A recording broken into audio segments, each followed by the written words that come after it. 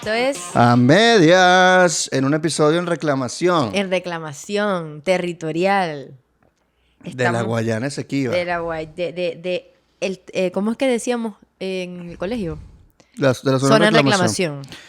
Pues en este episodio vamos a hablar sobre la historia del Esequibo. Primero decirles gracias por ver los episodios, por compartirlos. Suscríbanse, denle a la campanita Y y sigan síganos. comentando las cosas lindas. Y en todas nuestras redes sociales sigan comentándonos y síganos en nuestras... Que lo leemos todo. En Instagram, en Twitter, en TikTok, en todo. Y En los todo. leemos y los queremos y les Y damos los like. queremos, es verdad. El episodio de hoy es bastante largo, pero es muy, muy informativo y todo tiene sentido. Todo tiene sentido. No hay ni un minuto desperdiciado. Y Así que ustedes tómense su tiempo de verlo. Pueden ver a lo largo del día, lo pueden pausar y lo retoman al día siguiente, como ustedes quieran. No es denso, afortunadamente. No es denso. Hay muchas fechas, pero vamos a ir. Vamos a tratar, o sea, le vamos a poner como bullets y cosas para que vayan entendiendo.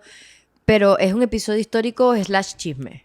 Porque sí, así nos los contó Daniel, que Daniel Sierra, que es abogado. Daniel Sierra es abogado. Que no es especialista en el tema. Él no... nos pidió específicamente decir que no era especialista en el tema porque hay gente que sí se especializó formalmente, pero él es una persona... Él es un aficionado.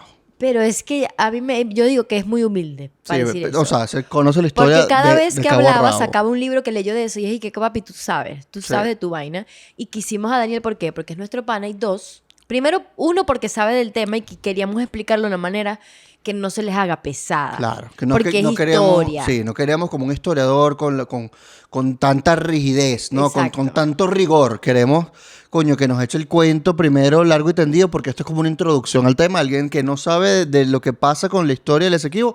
Este es un episodio introductorio y que pueden seguir Yo quiero hacer investigándolo. una confesión. Yo sabía, tipo, de todo lo que me dijo Daniel, yo sabía el 5 o 10%. Yo sabía como el 50 porque estuve Pero es que leyendo vos un le diste poquito más. duro, vos le diste duro. Estuve Pero leyendo. antes de eso, No sabía nada. Antes de eso, yo lo único que sabía era que aquí, sistema educativo venezolano, en mi tiempo, ese era bueno.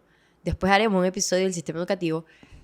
Pero, coño, a mí no me explicaron nunca nada del Esequibo. No, nosotros A mí no- me mandaban a pintar el mapa, me acuerdo que me mandaban a meterme aquí las capitales con los estados y no sé qué, pero ¿por qué no me explicaste el Esequibo, vale? Que ¿Por ja. qué me lo mandaste a pedir a ¿Por qué pintar? lo reclamamos? ¿A quién se lo ¿A quién se reclamamos? lo reclamamos? Entonces, esta historia nos la va a contar hoy Daniel Sierra, que como les comentábamos, es abogado.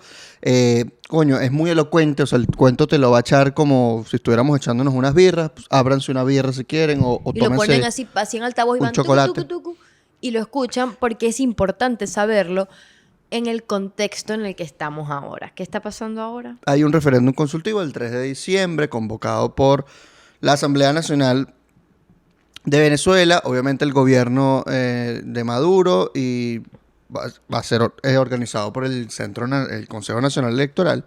Y este referéndum nos convoca, según ellos, a todos los venezolanos, porque hace 5 preguntas, que están ¿Cuáles allá, son? pásame ahí el teléfono.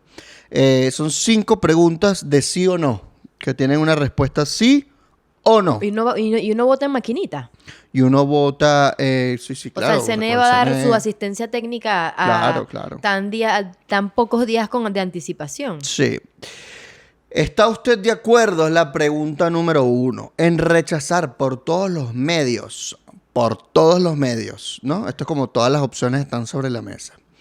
Conforme al derecho, la línea impuesta fraudulentamente por el laudo arbitral de París de 1899 que pretende despojarnos de nuestra Guayana Esequiba. Sí, claro que sí. Claro que sí. Número 2. ¿Apoya usted el Acuerdo de Ginebra de 1966 como el único instrumento jurídico válido para alcanzar una solución práctica y satisfactoria para Venezuela y Guyana en torno a la controversia sobre el territorio de la Guayana Esequiba? Sí, Venezuela tradicionalmente se ha apoyado en el Acuerdo de Ginebra. Ya vamos a ver dentro de un ratico qué es el Acuerdo de Ginebra de 1966 y por qué es más valioso que el laudo arbitral de 1899. Número 3. ¿Está usted de acuerdo con la posición histórica de Venezuela de no reconocer la jurisdicción de la Corte Internacional de Justicia para resolver la controversia territorial sobre la Guayana Esequiba? ¿Sí o no? Esa es una pregunta que usted tiene que responderse después de ver este episodio. ¿Ok? Número 4, porque va a tener sus razones para responder sí o no. ¿Ok? Número 4. ¿Está usted de acuerdo en oponerse por todos los medios, conforme al derecho, a la pretensión de Guyana de disponer unilateralmente de un mar pendiente por delimitar de manera ilegal y en violación del derecho internacional? De nuevo, después de ver el Después vean el episodio. episodio ustedes digan, venga, sí, coño, no. Número 5. ¿Está usted de acuerdo con la creación del Estado Guayana Esequiba y se desarrolle un plan acelerado para la atención integral a la población actual y futura de ese territorio, que incluya, entre otros, el otorgamiento de la ciudadanía y cédula de identidad venezolana, conforme al Acuerdo de Ginebra y el derecho internacional, incorporando en consecuencia dicho Estado en el mapa del territorio venezolano? Cuidado ahí, Para pensar, cuidado ahí. Oye, entonces, para pensar. Coño, yo Que no las este- había leído completa. que este referéndum Pero ya va, tiene ¿vos creí una que consulta. cuántas personas saben de qué coño está hablando? No sé. O sea, yo me enteré hoy que es que era eso. Bueno, esto lo están publicitando en medios, ¿no? Pero Claro, la pero- propaganda es el Esequibo es nuestro. Que Tienen tiene hasta una rato. canción. Ey, tienen una parodia de Dame un Break. Yo vi eso, coño. vi yo en no- YouTube. Yo no creo que Raguayana les haya dado los derechos. No creo, no, y lo pueden denunciar. Ellos dicen que es parodia para ellos poder Sí, ya va a mantenerla. estar Raguayana denunciando. No es una parodia, es propaganda política. Es propaganda. Parodia es cuando se usa con fines de risa, ¿Ah, sí? no con fines políticos. Políticos. Ay, no sabía eso. Claro. La parodia es para que te rías. Bueno, pero ahí sí me da. ¿Y si me río y es propaganda? Para No, pensar. no. ¿No? Ok. Si es propaganda política. Tú eres el especialista, yo no sé. I don't fucking know. No, pero en tema de propaganda política, es propaganda política. Están usando una canción de alguien para propaganda política. Si yo soy el autor de esa canción, yo digo, yo no quiero que usen mi canción Sí, para pero ninguna Raguayana no lo va a propaganda hacer porque después no lo dejan salir del país. política. Después no le dan la cédula venezolana Y que no les le- van a dar la gente de Guyana. Es verdad. Dice, no, coño, pero ¿va eso para era- Guyana o no va para Guyana? Y- Raguyana. Joder, Ricardo. Pero es verdad. Entonces, ¿qué es lo que vamos a hablar hoy? Es un episodio largo. Coño, eso por eso decir estamos- que tanto es largo que después se van. Bueno, ya la gente vio el número abajo. Capaz dice 1 hora y 40, no lo sé.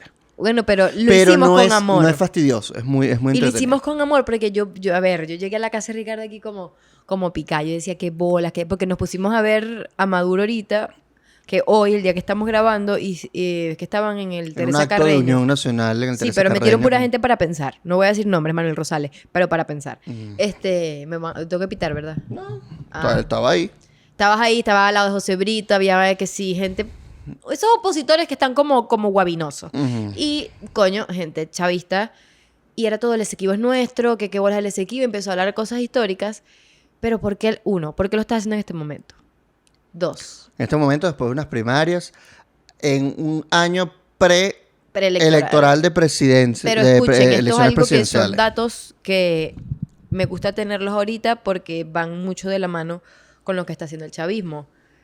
El chavismo necesita tener, que lo vimos en el episodio anterior, que lo dijo el profesor Ángel Álvarez, que ellos han sido siempre un régimen, o sea, el régimen autoritario es siempre, las elecciones son un mecanismo para mantenerse, ¿no? Desde Chávez. Y ahora, y esta nos los dio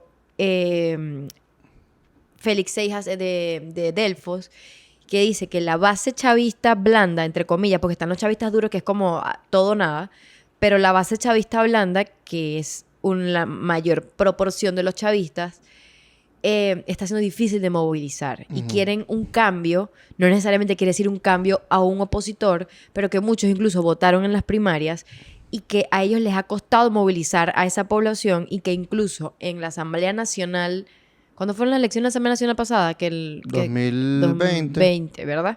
Que en 2020 el chavismo tuvo muy pocos votos para el comparación de que siempre ha tenido. O sea, Del ellos histórico. igual ganaron. Ellos igual ganaron porque la oposición no participó, porque era 2020, porque what the fuck. Pero no esperaban. Incluso las personas que más fueron votadas no fueron dirigentes del PSUV. Mm. Entonces, está un poco para pensar y que venga después de las primarias, cuando tienes a esta candidata que todo el mundo pensó, incluso dentro de la oposición, que no iba a ganar esa cantidad de votos. Que no iba a sacar esa cantidad de votos. Exacto, no iba a sacar esa cantidad de votos, que fue bastante. Ellos dijeron, ok, ¿cómo yo respondo para, uno, mover a mi base y dos, para mover a todos? Eso. O sea, para Y mover a todos. Sacar más votos que tú. Sacar más es votos eso. que tú y simplemente Como el tener... vuestro, que el mío es más grande. Exacto, y tener la jugada electoral, porque si tú le vienes a una persona que no sabe absolutamente nada del tema del Esequibo y tú le dices, papi, nos van a quitar el Esequibo, y si no votáis, nos los quitan, ¿vas a votar? Ujú. Entonces creo que es un Pero trabajo... eso es manipulación. Claro, y está bien, creo que es un trabajo de comunicación de la oposición Claro.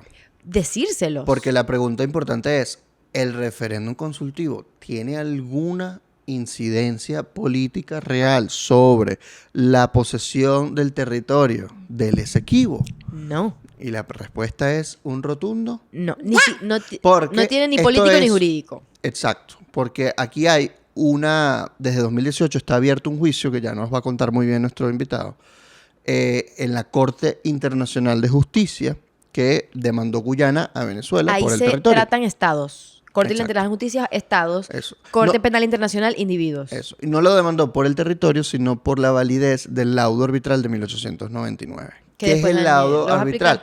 explicar. Pero para cerrar el contexto actual Ok. de por qué lo hacen ahora, tiene que ver con motivaciones políticas, mostrar una movilización electoral para que el chavismo diga, coño, tenemos que movilizar el país, pero también tiene que ver con aglutinar fuerzas internas para básicamente es mejor tener un enemigo externo porque así también puedes convocar incluso hasta a María Corina, como que mira, tú que eres mi rival, tú también Claro, estás con el Esequibo. De hecho, el segundo acuerdo de Barbados es en favor de los derechos de Venezuela sobre el Esequibo.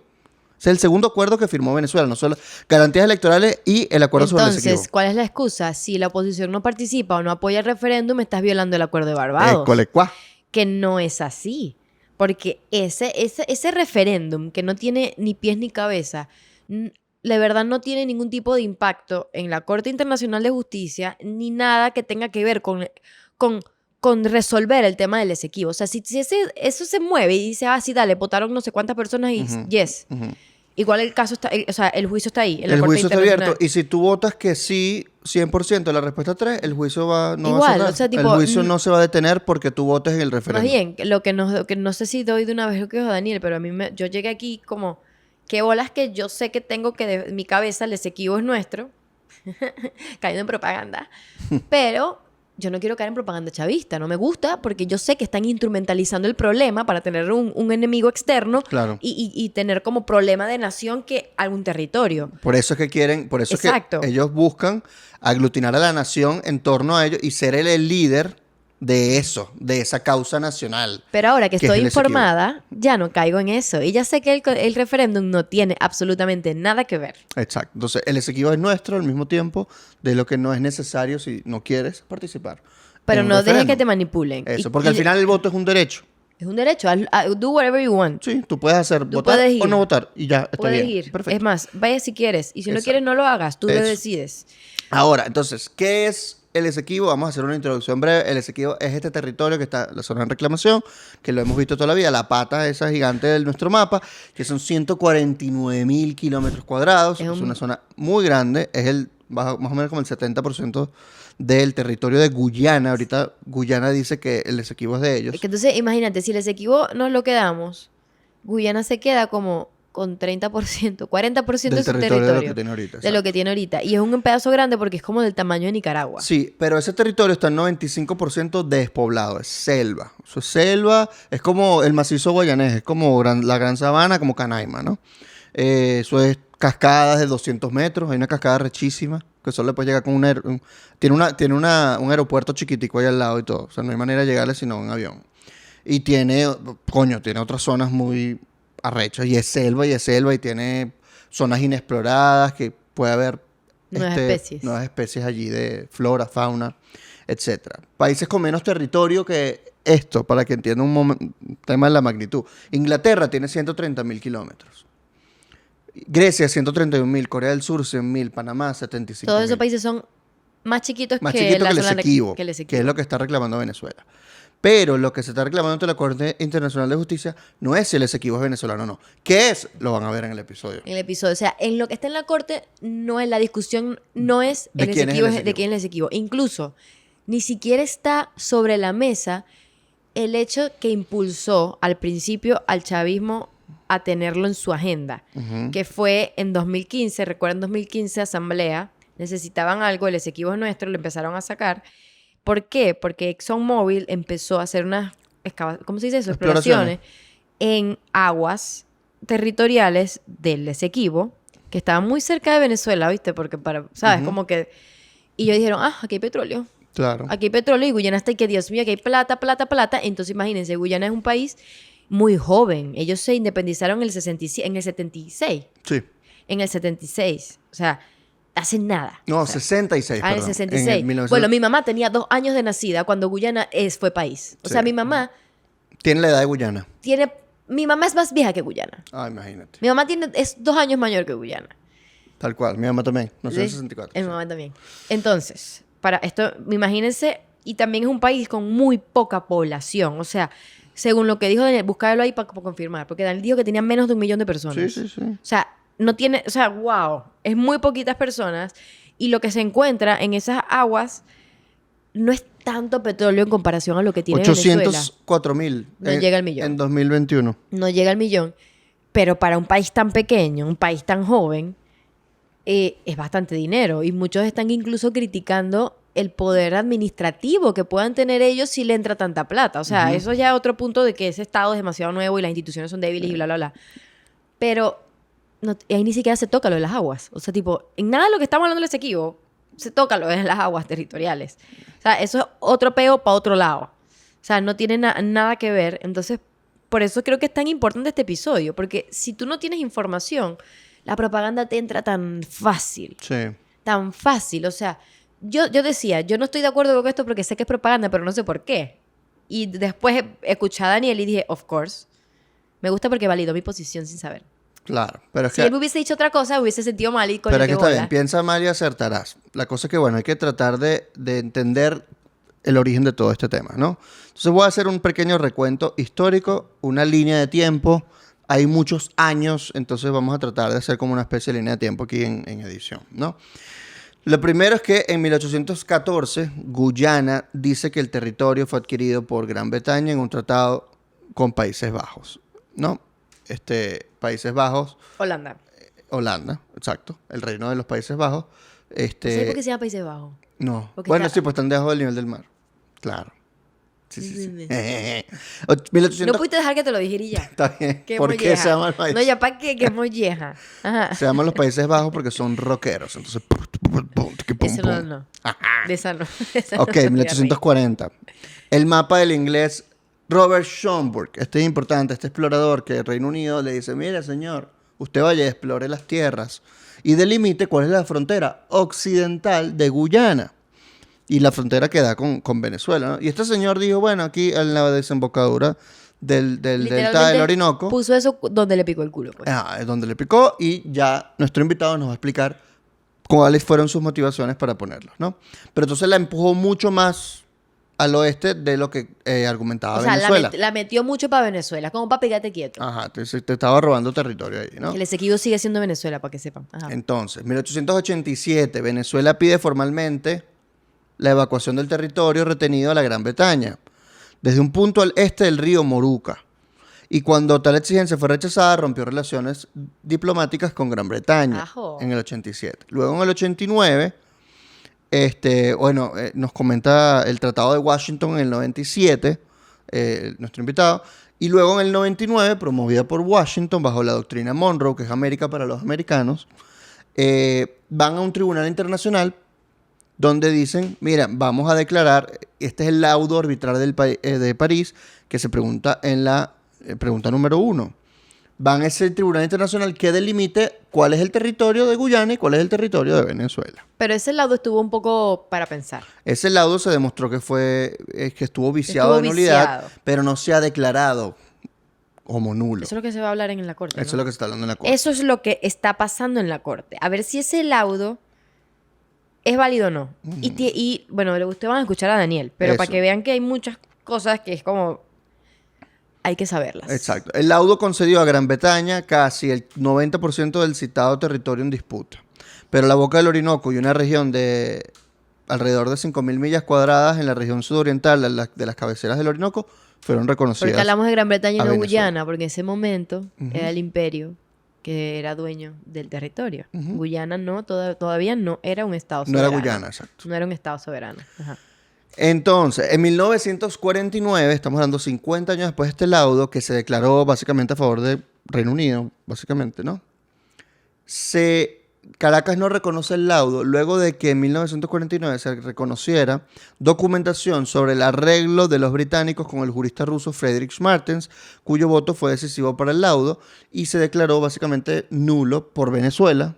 O sea, dijo, yo no reconozco este laudo porque hubo Porque corrupción. hubo una tramoya ahí que no me sirve. Todos los detalles en el episodio. 1966, ¿no? 3 meses antes de la independencia de Guyana, se firma el Acuerdo de Ginebra que reconoce el reclamo de Venezuela y busca encontrar soluciones satisfactorias para ambos lados. Que son soluciones diplomáticas y negociación, no legales. No legales, pero ya que está la corte ahí y la corte ya tiene jurisdicción, te jodiste, pues. No, pero la corte después. Sí, yo sé. Claro, 2018. Pero es para que sepan. Exacto. Esto es 1966. ¿Qué dice? Artículo 1. Se establece una comisión mixta con el encargo de buscar soluciones satisfactorias para el arreglo práctico de la controversia entre Venezuela y el Reino Unido, surgida como consecuencia de la contención venezolana, de que el laudo arbitral de 1899 sobre la frontera entre Venezuela y Guyana es nulo e irrito. Es el artículo 1 del Acuerdo de Ginebra. ¿Ok? En 2004, hubo muchas declaraciones de presidentes antes de Chávez. Sí, pero Chávez va a Guyana y declara que no se opone al desarrollo económico en Guyana. Dice, nosotros somos pero eso no tiene oprimidas. Eso no importa. Eso no importa ahorita porque el laudo, el juicio en la Corte Internacional de Justicia ocupa un espacio del 1899 a 1966. Es decir, desde el laudo arbitral hasta el Acuerdo de Ginebra. Y todo lo que pasó antes o después de eso no importa. No importa para este juicio que está abierto. 2015 se descubren vastos yacimientos petrolíferos que reaviva el conflicto, lo que ya comentaste hace rato. En 2018, Georgetown introduce un recurso en la Corte Internacional de Justicia. En el 2020, la Corte se declara competente para fallar sobre la legitimidad del laudo de París. Y en 2023, básicamente, no se ha declarado nada, pero en 2024, en abril de 2024, Venezuela tiene la oportunidad de hacer una contramemoria y dar sus alegatos de por qué el laudo arbitral de París es nulo e irrito. Tienen la oportunidad histórica de ir a un tribunal y decir por qué no. Entonces, por eso es importante la pregunta 3, porque te dice, tú reconoces la jurisdicción de ese tribunal, no importa si tú votas sí o no, porque al final el juicio va a continuar. Entonces, la pregunta es, ¿Venezuela va a aprovechar la oportunidad de ir a un juicio y demostrar que el laudo arbitral es nulo e irrito? No sabemos si va a aprovechar esa oportunidad. Según Daniel, tenemos todas las de ganar. Entonces, la pregunta es, ¿por qué no vas a la Corte Internacional de Justicia? Claro. Pero aquí hay una vaina. ¿Por qué la declaras Pero aquí hay una sin vaina. jurisdicción? Tú estás al mismo tiempo en una pelea en la CPI. Yo sé que no tienen nada que ver, o sea, pero son instancias internacionales de justicia internacional, ¿no? Yo quiero pensar que hay algo ahí metido, ¿no? O sea, le estás echando paz a la CPI y al mismo tiempo dices, yo no, tampoco voy para la Corte Internacional de Justicia. Digo yo, en política exterior, capaz esa es su vaina. Estoy yo especulando. Pero creo que tiene un poco que ver porque es porque tú desaprovecharías una oportunidad de defenderte en una corte para decirle que ganaste. Más bien, ganas más. O sea, por Dios. Claro, es más, puedes ganar votos. Claro, o sea. Si tú como gobierno decides defender a tu territorio en las cortes internacionales y decides, imagínate si ganas. Vas a tener... Claro, pero entonces le diste legitimidad a la Corte Internacional de Justicia y al mismo tiempo le estás echando paz a la CPI. Bueno, pero pero igual, pero es que están yendo a la CPI. De contradicciones está lleno en ellos. Están yendo a la CPI. Es verdad, están yendo a la CPI, pero es que no pueden no ir. Hoy y mañana, que estamos grabando, hoy y mañana están defendiéndose ante una apelación ante la CPI. El gobierno de Venezuela. El Estado no, venezolano. ellos están apelando y se están defendiendo su misma apelación.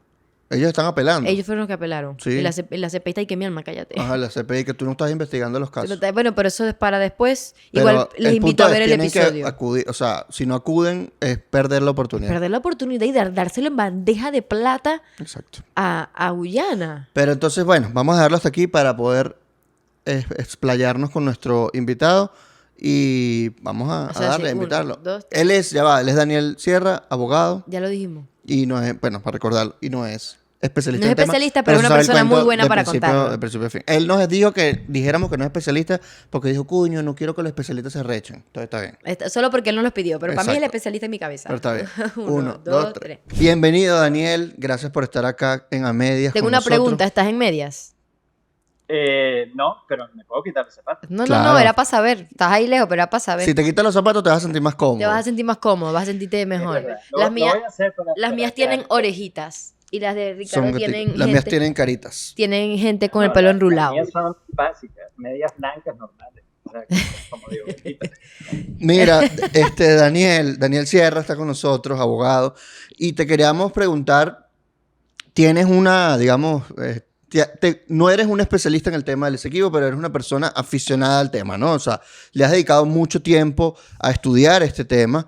Además, eres abogado, conoces de De todo esas cosas. digamos, la historia, la gran historia jurídica de la disputa territorial de la Guayana Esequiba. La pregunta principal, directo al grano, es: ¿el Esequibo es de Venezuela? ¿Es de Venezuela o es o de... no? ¿Sí o no?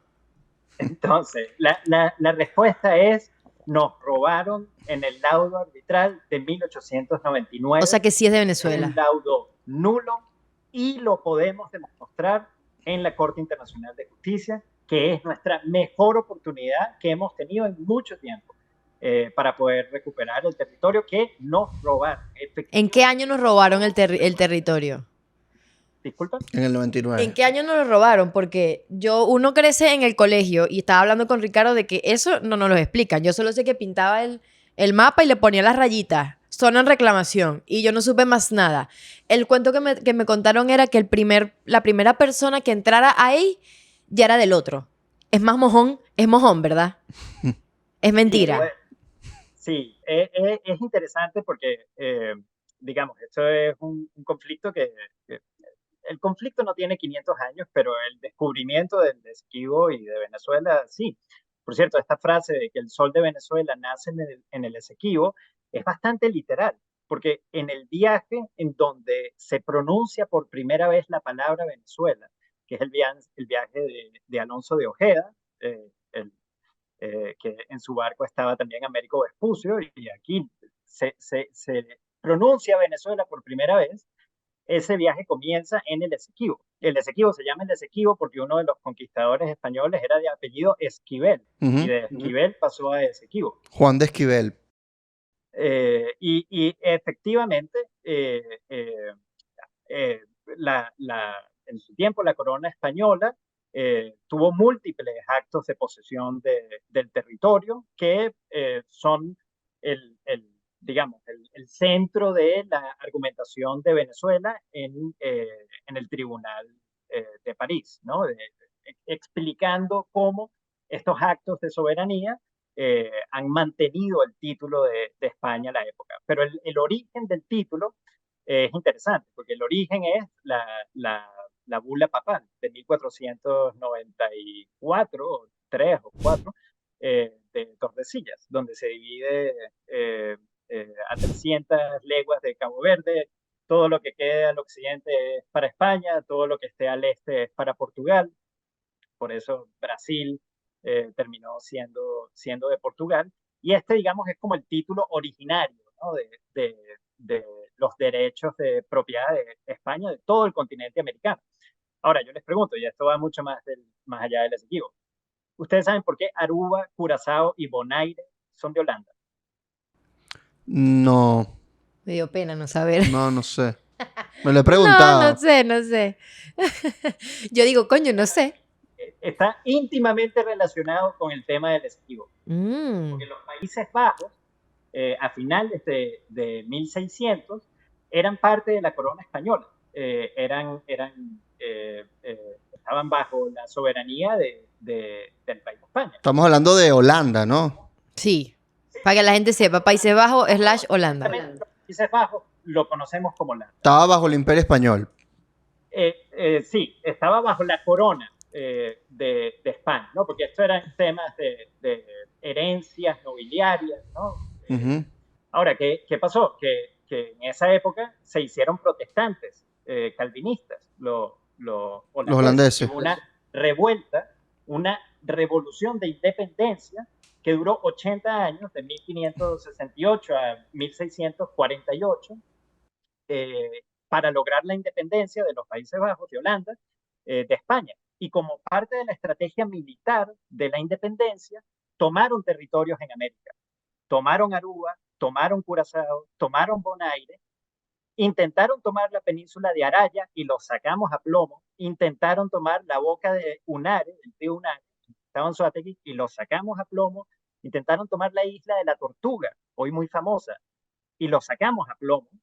No los pudimos sacar a plomo de Aruba, de Curazao, de Bonaire, y lo que dicen ellos es que en ese mismo tiempo también tuvieron ocupación en el Esequibo, pero no hay prueba, y esto es un punto central. ¿Por qué es central?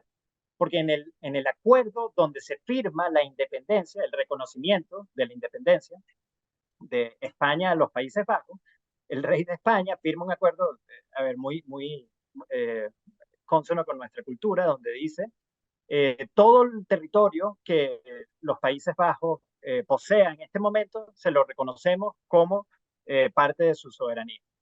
¿Ok? ¿Cuáles son? No dice el tratado. El tratado no dice.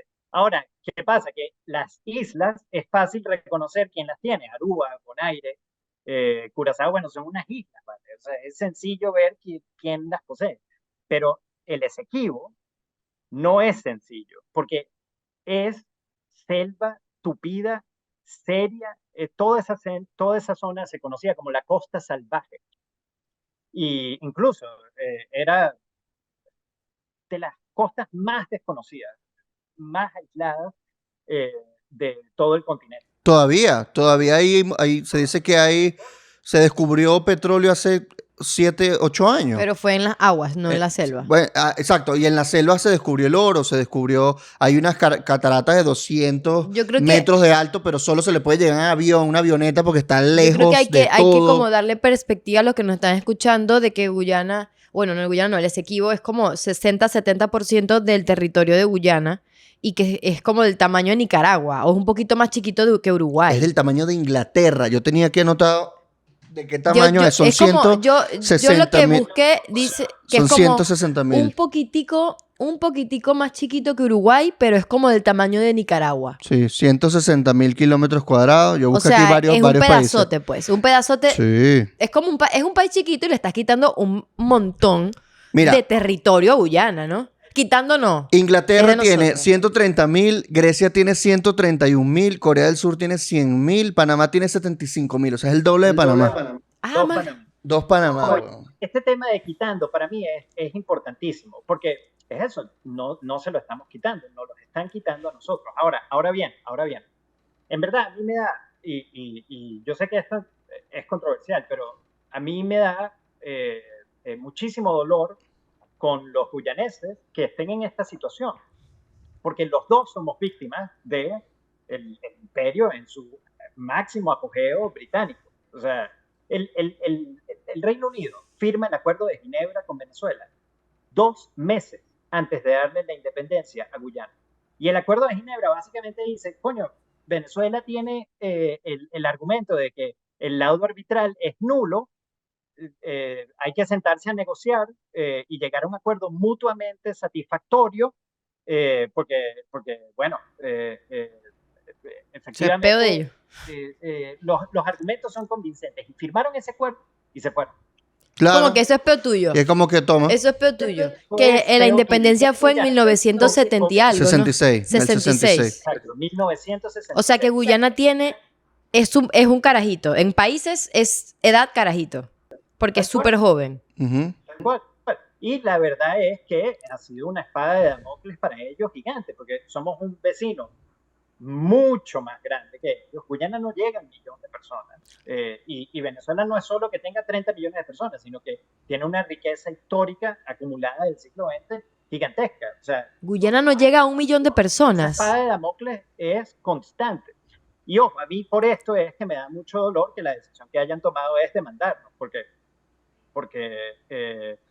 es no entender que sí, ciertamente en el 2018 Venezuela estaba muy débil, era el mejor momento para hacer esta jugada, muy bien, pero es bien poco inteligente, porque Venezuela no va para ninguna parte. Y Guyana yo no creo que se mueva de ahí, ¿no? O sea, no se va a mover, ¿Y cómo no, les no, explicas? el cambio climático no los va a llevar al medio del Atlántico. Claro, Sí, porque hay que ir como cronológicamente. sí. La gente que nos está Nosotros, escuchando no sabe qué es el laudo. nosotros al principio hicimos un pequeño resumen cronológico, pero una vez vamos a situarnos en el laudo arbitral. Hubo un juicio donde el presidente de ese laudo, de ese juzgado, fue un ruso llamado, de apellido Martens. Sí, Federico Martínez. Los otros cuatro jueces eran dos americanos, norteamericanos, dos estadounidenses y dos británicos. Sí, Este laudo dio una sentencia unánime, es decir, los 5 jueces estuvieron de acuerdo con esta sentencia. sí. Esta ¿Qué decía sentencia, ¿qué decía? Exacto. Cuéntanos qué ¿Y decía. en qué año? Y cuéntanos por qué luego se anula en 1949. Bueno, no se anula, ¿no? Esto es lo Venezuela interesante. la Lo que desconoce, ¿no? queremos es anular ahora, en el juicio en la Corte Internacional. Ok, entonces lo que pasa en el 49 es que se desconoce su validez. Claro, entonces esto es importantísimo. La primera pregunta es, ¿el Esequibo es de Venezuela, sí o no? Sí, pero lo interesante es que lo que se va a determinar en la Corte no es si el Esequibo es de Venezuela o no. Lo que se va a determinar es un tema técnico jurídico. ¿El laudo arbitral de 1899 es válido, sí o no? Esto es lo que la Corte tiene que determinar. Y en verdad es, es nuestra mejor oportunidad, porque efectivamente el laudo tiene serios vicios de nulidad. Y voy a entrar un poco a explicar por qué, y luego retomamos el recorrido histórico. Eh, el Tratado de Washington, que se firma en 1897, producto de la presión de Estados Unidos a Gran Bretaña, decía que se tienen que determinar de acuerdo a derecho cuáles eran los títulos históricos que tenía o España o los Países Bajos para 1814 en el territorio en disputa. Y lo que termina ocurriendo es una decisión que no tiene ningún tipo de motivación. La sentencia del laudo arbitral comienza diciendo, bueno, cosas típicas, estamos aquí reunidos, bla, bla, bla, firmados por tales personas, y lo único que dice es, la línea comienza desde Punta Playas, que luego lo vemos en un mapa, y recorre la descripción que todos conocemos en el mapa rayado hasta el final. La línea de Schomburg, ¿no? Disculpa. Es la línea de Schomburg. Es muy parecida a la línea de Schomburg, muy parecida. Básicamente es la línea de Schomburg excepto el comienzo. Y ahorita hablamos de Schomburg y por qué es importante. Okay. Básicamente esto le da reconocido por todos los actores más del 95% del territorio en disputa al Reino Unido, porque es básicamente la línea Schomburg, una línea completamente arbitraria y no es una línea de derecho, una línea política reconocido por el Reino Unido en su momento. El hecho es que se dicta una sentencia sin motivación. Ya por ahí, ya solo con eso, esa sentencia no es válida. Y esto lo puede entender cualquier persona sin ser abogado. Toda sentencia judicial tiene que tener la explicación de cómo llega a la decisión. Tiene que tener la motivación. ¿Cuáles fueron los motivos que llevaron a decir, mira, esta es la línea? Entonces, los jueces han tenido que decir, bueno, viendo los documentos tales y tales, vimos las reales cédulas tales y tales, vimos los documentos en donde efectivamente habían pruebas de que aquí estaban los holandeses, los españoles estuvieron aquí un tiempo, pero luego por 50 años estuvieron los holandeses. Por lo tanto, esta es la línea. Eso no pasó. Lo único que dice la sentencia es la línea comienza aquí y termina allá. Y luego va más allá y dice que dos ríos, el Amacuro y el Parima, están abiertos a la navegación internacional, algo que no formaba parte del juicio, no tenía nada que ver con lo que estábamos discutiendo. Esto es otro vicio de nulidad que se llama ultrapetita, básicamente que los jueces deciden algo más allá de lo que alegan las partes. Esto en cualquier sistema judicial del mundo es un motivo de nulidad. Tenemos dos motivos muy importantes, falta de motivación y ultrapetita. Ahora bien, ¿qué es lo interesante de esto? Y ahí vamos a 1949. En 1949, uno de los abogados de Venezuela, Severo Malet Prevost, publica un memorándum, bueno, le deja a uno de sus socios un memorándum para que lo publique una vez Severo Malet Prevost muera, un memorándum para publicación post-mortem. Y en el memorándum es increíble, ¿verdad? Y invito a todo el mundo a que lo lea, luego dejamos los links. Y básicamente lo que dice es que los árbitros norteamericanos llaman a Severo Malet Prevost a una reunión. conferencia, lo llaman al cuarto del hotel y les dicen: Malet Prevost, basta ya de esta farsa. Ustedes pretendiendo ser abogados y nosotros pretendiendo ser árbitros. El presidente del tribunal, el señor Martens, se nos acercó y nos dijo: o ustedes aceptan esta línea que no está basada en derecho, sino basada en el arbitrio puro, sencillamente en ningún principio jurídico. Se lo sacaron del forro. Sí, él es que le picó.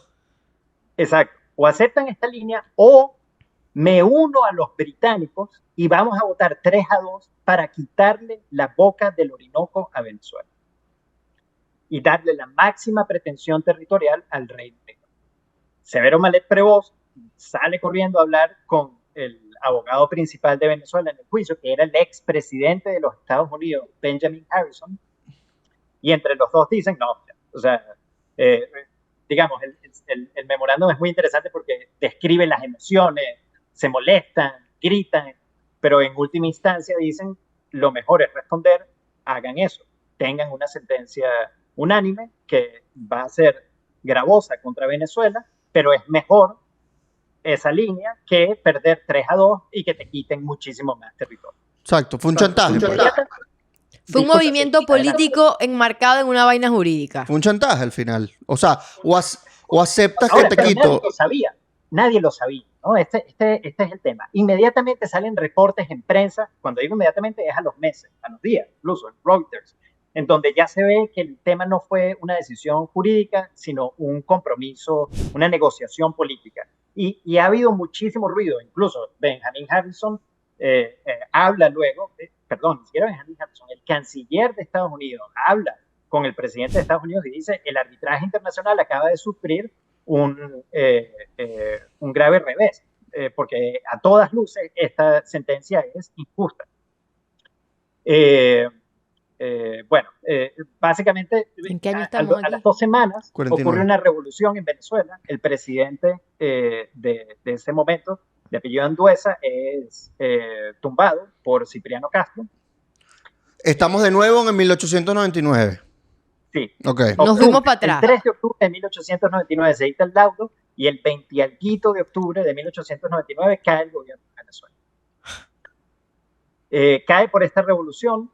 Luego, Cipriano Castro decide no reconocer deudas internacionales de Venezuela y el Reino Unido bloquea los puertos de Venezuela, junto con Alemania. En ese momento no se llamaba Alemania, era el Imperio Alemán. Se me escapa el nombre. Prusia, no hay así, ¿no? Alemania. Es la última operación militar conjunta del Reino Unido y Alemania antes de la Primera Guerra Mundial. El bloqueo a los puertos de Venezuela. Nos roban barcos, bombardean el castillo de San Felipe en Puerto Cabello, hay muertos, también se meten en Maracaibo, en los fuertes.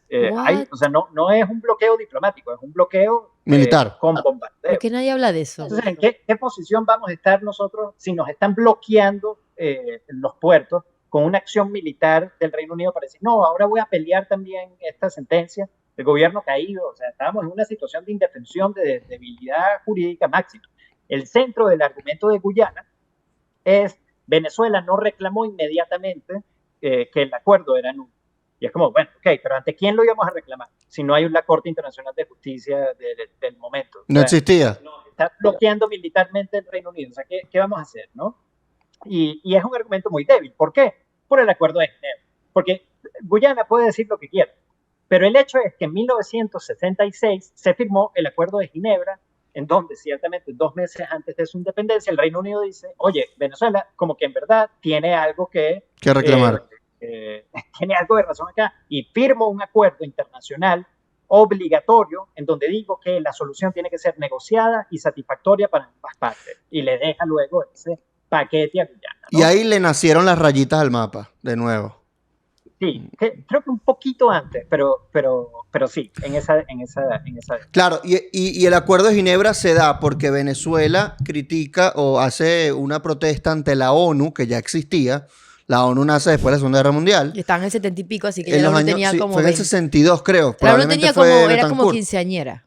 La ¿Quién? ONU era como quinceañera en ese Sí, momento. la ONU estaba naciendo, no tenía muchos Sí, mecanismos. era quinceañera. Y dicen, mira, yo llevo este peo y en el 66 al final se firma, pero viene del mismo memorándum de Malet-Prevost que Venezuela dice, vieron, digamos, esto para Venezuela es nulo, aunque no sea nulo O sea, ¿cuál era el presidente en jurídicamente. ese momento? Betancourt. Betancourt en el 62. Él dijo, vamos a hacer una política exterior y vamos a reclamar el Esequibo porque qué bolas que nadie lo ha dicho y lo necesitamos porque lo que pasó antes, it was bullshit. O sea, eso no es válido.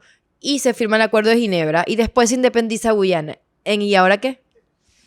Ajá, y entonces aquí venimos a algo buenísimo. Me encanta que Daniel de esté la más demanda emocionado y de que, la Corte. ajá. ¿Y qué es? Que la Corte ya asumió jurisdicción, la Corte Internacional de Justicia ya asumió jurisdicción sobre el caso. O sea, Venezuela no puede decir que desconoce la jurisdicción de la Corte. Creo que hay que decir Lo dijo, que hay una y conexión la Corte entre la ONU y la Corte, no le porque dio después la gente razón. no entiende. Asume jurisdicción y ya estamos en el juicio. Pero ¿bajo qué Ya condiciones? va, la ONU tiene relación con la Corte Claro, Internacional de Justicia. claro, porque es la parte donde, o sea, literalmente es como una manito de la ONU Sí. para que la gente sepa. O sea, no es como que Venezuela llegó a la ONU y de la nada se despierta y Guyana. está en la corte. Exacto. No es que Guyana mete la demanda, pero finalmente en 2018 se abre. Pero no fue Venezuela que fue para la ONU, ¿vale? No, pero Guyana es la que mete la demanda.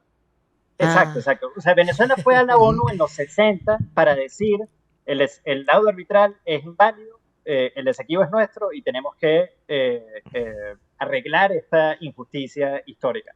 Y firma con el Reino Unido en 1966 el Acuerdo de Ginebra que dice, ciertamente aquí hay una contención y se tiene que solucionar satisfactoriamente para ambas partes. Ahora, ¿cuántos años después? Del 66 Al 2018. 60 años después, Guyana demanda a Venezuela ante la Corte Internacional de Justicia. y digamos, a donde iba a ir es que la decisión de la Corte para asumir jurisdicción es sumamente buena para nosotros en el sentido de que dice que el tiempo para conocer el caso es solo hasta la firma del Acuerdo de Ginebra. Todo lo que ha pasado desde la firma del Acuerdo de Ginebra hasta hoy es irrelevante para la decisión de la Corte. No tiene ningún tipo de validez. Ajá. Entonces, ¿por qué esto es positivo? Porque en el clima polarizado de hoy en Venezuela, en donde unos dicen que la Cuarta República es responsable de todos los males, otros que la Quinta República, la ventaja que tenemos es que nada de lo que se hizo desde el 66 hasta hoy, ni por Maduro, ni por Chávez, ni por Caldera, ni por Cap, ni por nadie, va a contar a los efectos de la Corte. Solo desde 1899 hasta 1966. Y eso es muy positivo. Eso es lo que cuenta ahorita en la Corte Interamericana de Justicia. No, Corte Internacional. Perdón, internacional. Me confundí. Ahora, esto, como dijiste al principio, no va a determinar si el Esequibo es de Venezuela o es de Guyana. Va a determinar si el laudo arbitral es nulo o no. Exacto. Y nosotros tenemos qué argumentos tiene Venezuela para decir eso es nulo. Y si Venezuela ahorita está en capacidad de defenderlo en la corte. Exacto. ¿Cuándo es la posibilidad de hacerlo? O sea, porque después nos metemos en el tema de voluntades y todo, pero Venezuela está en tal capacidad de presentar argumentos en la corte, ¿no? Sí, por supuesto. Hasta el 8 de abril, ¿no? Presentándonos. O sea, pero la audiencia, la audiencia no es de eso. Hasta el 8 de abril tiene chance de suscribir. De presentar la contramemoria, es decir, la respuesta a la demanda de Guyana. Ok. Entonces, ¿cuáles son los argumentos, según tu opinión, cuáles son los argumentos que tiene Venezuela para decir que el laudo arbitral de 1899 fue nulo? Buenísimo. Entonces, hablamos de dos muy brevemente. Uno, falta de motivación de la sentencia. Esto es de perogrullo. Las sentencias tienen que ser explicadas. No fue explicada, simplemente dice una línea. Esto ya es un vicio de nulidad. Los arbitrajes en esa época ya eran motivados, ya era una práctica, una costumbre internacional reconocida como obligación que los laudos arbitrales tenían que ser motivados. Al no ser motivado, la sentencia es nula. Este es el argumento central de Venezuela. Pero hay un argumento mucho más importante, que es que el Tratado de Washington dice que esto es un juicio de derecho. Vamos a ir a un arbitraje de derecho, no a una negociación política, no a un acuerdo diplomático. Esto no va a ser una negociación. Y lo que ocurrió en la decisión del laudo arbitral fue una negociación. Ahora bien, aquí esto es lo que Guyana presentó. Uno de los errores que cometió Guyana es que en su memorial presenta en lo que ellos creían que iba a ser una respuesta a un alegato histórico de Venezuela. Y vuelvo rápidamente al memorando de Severo Manet Prevost. Venezuela siempre ha dicho, desde 1949, mira, aquí hubo gato encerrado. Se juntaron los británicos con los rusos y cuadraron algo. No sabemos qué cuadrar, pero cuadraron algo en alguna parte del mundo, en Asia Central, en China, en quién sabe, en Sudáfrica, en donde básicamente Rusia le otorgaba a Inglaterra, al Reino Unido esta decisión, el Esequibo, y Inglaterra, Reino Unido le entregaba a Rusia algo en otra parte. Y lo que dice Guyana en el memorial es, no hay ninguna evidencia de que esto sea así. Cuando uno estudia geopolítica del mundo y uno ve los archivos de la época, no hay evidencia. Es más, aquí presento como prueba los diarios privados del presidente del tribunal, en donde claramente se ve que no hay ninguna motivación geopolítica para la decisión que se tomó. Y entonces uno se lee el diario privado, que está en la página 233 del anexo 2 o 3, ahorita lo busco, pero dejamos el link luego en el video de YouTube para que todo el mundo lo pueda ver. Y el diario privado del señor Martens es un elemento nuevo al que no habíamos tenido acceso en Venezuela. Y lo que dice es verdaderamente increíble. Él admite que no fue una decisión de derecho. Él admite que forzó a los árbitros a tomar una decisión unánime para él llevarse el crédito personal de ser el presidente de un tribunal que logró una decisión unánime, porque ciertamente esto nunca había ocurrido antes en la historia de los juicios arbitrales. Siempre habían jueces que disentían de la sentencia. Lo que es nuevo del laudo arbitral de París es que fue una sentencia unánime. ¿Pero por qué fue nuevo? Fue nuevo porque este señor Martens, y está aprobado en un documento que presentó Guyana. No es que tenemos que ponernos un tema de aluminio y buscar un diario y entregárselo a la corte. No, no, ya lo presentó Guyana, es válido, ya no pueden echarse para atrás. Ahí está, lo presentaron, es fácil leerlo. Ante la corte, lo presentaron ante la corte. Sí, claro, esto es un anexo formal, evidencia que presentó Guyana ante la corte. Y el señor Martens dice, mi objetivo es lograr una decisión unánime, porque más peso moral va a tener una decisión unánime que el valor legal que pueda tener cualquier decisión de derecho que tomemos. Bueno, señor, muchas gracias por su admisión a confesión de parte, relevo de prueba. La sentencia, el laudo arbitral de París no fue una decisión de derecho y tenía que ser una decisión de derecho. Y esta prueba no la presentó Venezuela, la presentó Guyana. Muchas gracias. La cagaron. Y el 8 de abril lo tenemos que demostrar ante la Corte.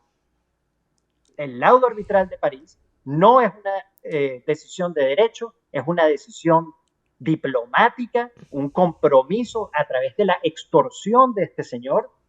Hubo corrupción, que es un vicio fundamental de la sentencia. La Corte Internacional de Justicia, viendo esta evidencia, tiene que declarar que el laudo arbitral es nulo. Y vamos a ganar. Yo estoy convencido de que vamos a ganar. Entonces, eso pasa. Teniendo una defensa buena, que a ver, no es tan difícil la argumentación, no hay que ser un abogado muy sofisticado. La parte te está presentando la prueba de su culpabilidad. O que agarren tu video y lo pongan. Y digan eso, claro. Claro, el abogado, este lo dijo Tú un eres el señor abogado, en un esto lo dijo un podcast. señor en un podcast, ya lo logramos. Y ya, y ponen tu Yo argumentación. estoy convencido que la Corte Internacional de Justicia no va a poder... Negar Ok, pero esa prueba, ¿no? entonces, vamos a decir que eso pasó y dice, y falla a favor de Venezuela. ¿Qué viene después? O sea, ahora bueno, ya viene una no hay respuesta. negociación. Ya va, aquí estamos entrando en el presente, ¿no? O sea, Exacto. según tu opinión, deberíamos ir a la Corte Internacional de Justicia, a más tardar en abril del 2024, a dar digamos, nuestros alegatos, entre los cuales podemos utilizar este argumento a favor de que el Esequibo sí pertenece a Venezuela. Tú habías comentado algo que tiene que ver con el territorio terrestre digamos, el territorio marítimo. ¿Cuál es la diferencia allí con esto y por qué es importante? Pero yo creo que Buenísimo. hay que decir algo, porque, a ver, el interés de Venezuela, o bueno, del gobierno actual, con el Esequibo empezó desde 2015, si no me equivoco, ¿verdad? Que fueron las elecciones de la asamblea y empezaron a moverse el Esequibo es nuestro, que no sé qué, que la vaina. Y porque ExxonMobil descubrió Yacimientos petrolíferos. un verguero de millones de barriles en aguas de Guyana.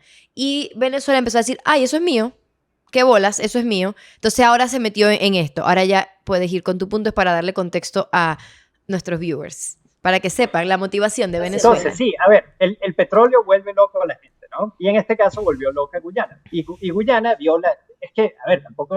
O sea, hay que tener un poco de autocontrol para no demandar en el 2018, momento de máxima debilidad de Venezuela. Tienes estas inversiones internacionales de Exxon, de Hess, de los chinos, ahora de Chevron, porque Chevron compró a Hess. Es como, nada, este es nuestro momento. Pero, de nuevo, yo creo que es un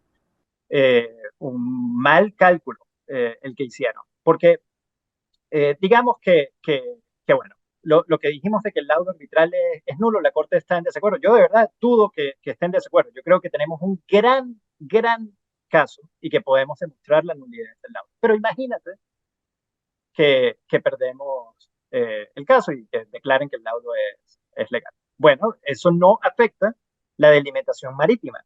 El laudo solo habla de la delimitación terrestre. ¿Y Guyana qué cree que va a pasar? Que ahora vamos oye, sí, nos ganaron. Vamos a negociar de buena fe la mejor delimitación marítima. No, o sea, y aquí es donde pesa que seamos 30 millones de personas porque, a ver, todo el mundo habla de las grandes reservas de petróleo de Guyana, que no llegan a los 10 millardos de barriles, que esto es muy importante para otros países, qué sé yo, Israel. O sea, Venezuela tiene el 20% del petróleo del planeta. A ver, o sea, pero pongámoslo en contexto, 300.000 millones de barriles a 20% de factor de recuperación, que puede ser más. Estamos hablando de que tenemos petróleo básicamente ilimitado. Venezuela no necesita el petróleo que está ahí en los campos que se descubrieron. Una precisión, Ana, importante, es que los pozos que se han descubierto no están en una zona que yo creo que eh, es controversial. Pareciera ser una zona bastante, digamos, cuando la ves en el mapa, está bastante al este de, de lo que consideraríamos que podría ser una frontera Marítima. aceptable, incluso perdiendo el caso. Pero como decimos, esto está en veremos, porque ya que nos metieron la puñalada en la demanda, pues vamos a ver qué es lo que determinamos, ¿no? Pero en todo caso, lo que creo es que calcularon mal porque de esos bloques, hay 4 bloques que evidentemente están en frontera marítima venezolana y yo no sé qué van a hacer ahí. Un poco de los eventos que has dicho, la Armada venezolana ha interceptado a 2 buques en, en, en lo que nosotros llamamos el Azimut 70, que es una línea paralela. Ahorita, es más, bueno, en fin, es una línea paralela a nuestra línea de determinación con Trinidad y Tobago. Y nos da una salida al Atlántico, incluso en el peor escenario, que es eh, la validez del laudo arbitral de París. Pero en todo caso, teniendo esta línea, que es una línea aceptable en el peor caso, en el peor escenario posible. 4 de los bloques que han otorgado están dentro de nuestra línea. Y yo no sé qué van a hacer ahí, pero yo dudaría mucho que nuestra Armada permita eh, eh, la explotación de recursos. Pero en tal caso, no se puede ir como a una instancia internacional para corte. debatir, o tiene que ser, pero es que no, porque dijo que no tiene que ser en beneficio de las partes. O sea, en tal caso, se tendría que hacer con negociación, ¿no? Para Negociación. ver. O sea, esto debió ser una negociación política y no un tema de derecho. ¿Correcto? Correcto. O sea, ellos nunca debieron demandar, sino sentarse con Venezuela y decidir. Y ellos dijeron, ajá, me la estoy comiendo, vamos a Me demandarlo. la estoy comiendo y no sé qué fue lo que se comieron, porque se pueden comer, perder el laudo arbitral, e incluso si ganan el laudo arbitral, no sé qué es. Ajá, pero aquí hay otra cosa, que es que el gobierno de Venezuela dice que no reconoce la jurisdicción de la Corte Internacional de Justicia. Pero sí son locos, Y, vale. y la pregunta número 3, la voy a leer, del referéndum consultivo del 3 de diciembre, dice: ¿está usted de acuerdo con la posición histórica de Venezuela de no reconocer la jurisdicción de la Corte Internacional de Justicia para resolver la controversia territorial sobre la Guayana Esequiba? Pero es que ni ¿Qué siquiera... pasa si ahí gana el sí? Esta es mi pregunta. Si gana el sí y el gobierno de Venezuela dice: los venezolanos me apoyan, la Corte Internacional de Justicia no tiene jurisdicción, ¿va a detenerse el juicio? No. No se va a detener, el juicio va a continuar.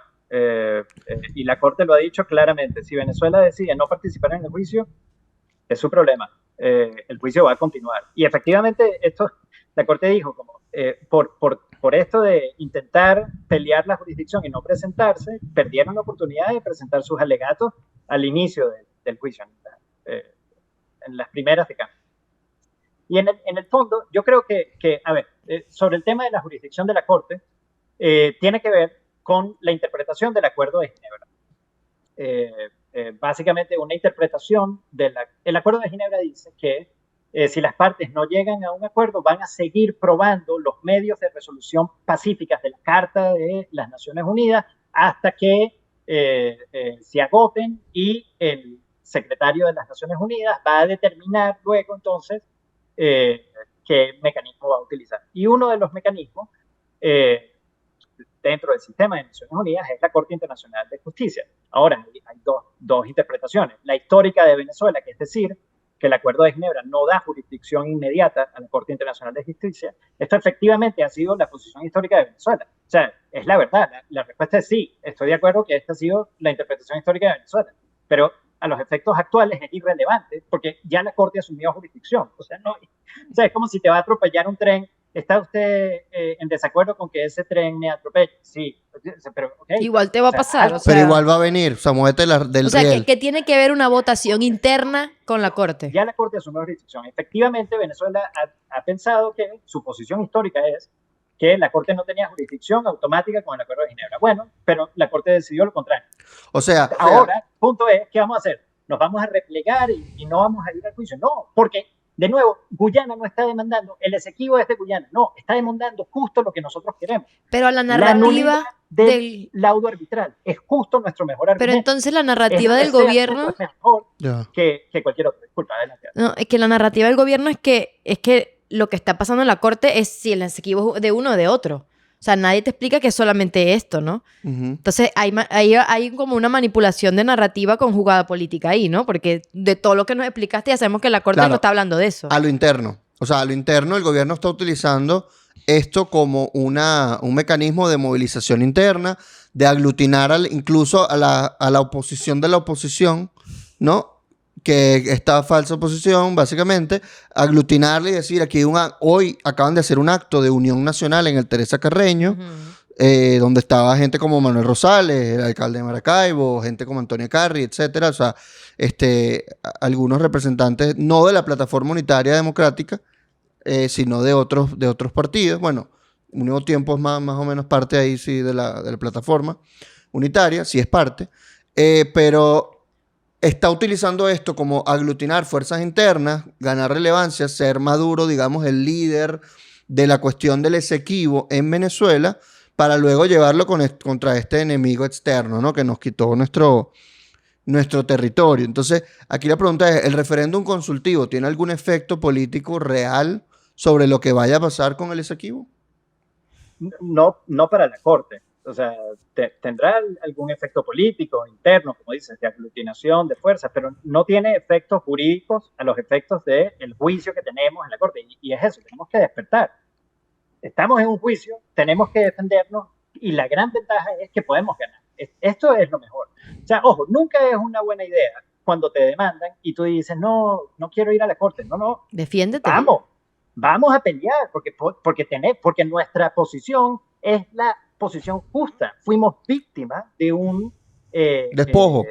una violación de un imperio, nos robaron con esta corrupción de laudo arbitral, que fue un laudo corrupto, es nulo, y esa no puede ser la frontera. Guyana también es una víctima del imperialismo, ojo, no solo nosotros. Pero eso es un mejor entendimiento que hacer como la avestruz, ¿no? Tirarse al piso a que pase el tren por encima. Porque si no nos defendemos, si no presentamos nuestros alegatos, por ejemplo, este tema del diario de Martens, bueno, esto no es del conocimiento generalizado en Venezuela. Ahí está página 233 del anexo 2 o 3 del Memorial de Guyana. Tenemos que utilizarlo. El tema del estudio de los laudos arbitrales desde 1870 hasta 1904, todos son motivados. La inmensa mayoría era una costumbre internacional, una obligación para los árbitros motivar la sentencia. De perogrullo, tienes que motivar la sentencia. El laudo arbitral es nulo, vamos a pelear. Y aquí la gran ventaja es que ¿qué hubiese sido terrible? Hubiese sido terrible si la Corte dice, y todo lo que hagan después de 1966 también cuenta.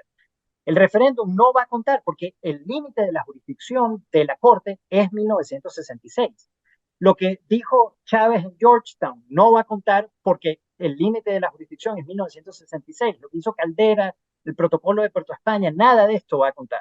Solo 1899-1966. Es una oportunidad de oro para presentar nuestro caso, que es un caso histórico, y este es el momento. O sea, nos llegó la hora para presentar nuestro caso ante la Corte Internacional de Justicia, y nuestro caso tiene la verdad histórica. Otra de las preguntas que tenía sobre, que te la hice hace rato y lo íbamos a hablar ahorita, el tema de la línea de Schomburg. Este fue un explorador que mandó al Reino Unido a decir, mira, determina cuál es la frontera occidental de Guyana. Y el tipo la arrimó, pues como que yo arrimé mi línea y agarré el apartamento al lado y la torre de al lado y no joda, todo el cafetal para allá. Y este es mi apartamento. Entonces, ¿qué fue lo que hizo este señor? ¿Cuáles fueron sus motivaciones? ¿Fueron jurídicas? ¿Fueron políticas? ¿Y qué impacto tuvo en el laudo de 1899? Es decir, vámonos un poco más atrás, a 1840, ¿no? Creo. Sí, ¿verdad? Sí, no, perfecto. Y nos podemos ir un poquito más atrás, que es cuando Reino Unido asume el control de la Guayana Esequiba, porque comenzamos diciendo, ¿por qué Aruba y Curazao? Ajá, exacto. ¿Y por qué esto terminó en el Reino Unido? O sea, ¿cómo ellos terminaron estando en este territorio? Y digamos, retomando el cuento, ¿no? 1648, España firma este acuerdo con los Países Bajos, lo que tengas en posesión es tuyo. Y es como, ok, ¿y qué tenías en posesión en el Esequibo? No queda claro. Los Países Bajos dicen unas cosas, España dice otras cosas, todo bien. Pero en verdad nunca fue un área desarrollada, nunca fue un área de comercio importante. O sea, si había algún asentamiento eran unas cosas mínimas, ¿sabes? De campesinos pequeños, o sea, mínimo. No había nada que diera control a una extensión territorial de 160.000 kilómetros cuadrados. El hecho es que 200 años pasan y comienzan, poco menos de 200 años, pero comienzan las guerras napoleónicas. Y dentro de lo que ocurrió en las guerras napoleónicas, bueno, desde la Revolución Francesa, es que Francia ocupa a los Países Bajos, ocupa Holanda, los Países Bajos españoles y Holanda. Y Napoleón lo mantiene ocupado hasta 1814, hasta que pierde, en verdad, hasta que básicamente pierde la guerra. Y Inglaterra, el Reino Unido, le dice a los Países Bajos, Holanda, mira, yo te estuve defendiendo te estuve apoyando durante todo este tiempo en contra de Francia, como contraprestación por mi apoyo militar para tu liberación, vamos a firmar un tratado en donde tú me vas a dar dinero y dos grupos de colonias. Lo que hoy es Sudáfrica, bueno, o sea, básicamente la semilla de lo que hoy es Sudáfrica y 3 colonias que se llamaban Demerara, Berbice y el Esequibo.